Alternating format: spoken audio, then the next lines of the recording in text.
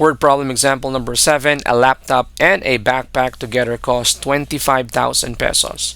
The laptop cost 18,000 more than the backpack. Find the cost of the backpack. Okay, so there's a total cost, and that's 25,000 pesos. So let me just write it down. 25,000. That's the total of what? The laptop and of course the backpack.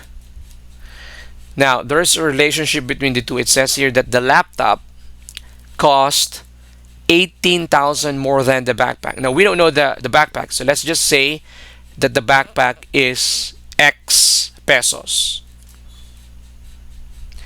The laptop, on the other hand, is 18,000 more than X. So 18,000 more than X. That's the laptop. The backpack is X.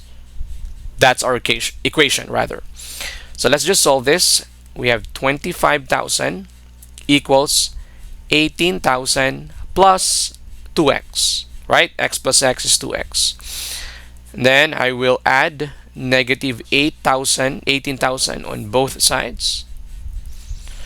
So this will be 7,000. Okay, and finally divided by 2. So 7,000 divided by 2 is 3,500, which is the cost of the backpack.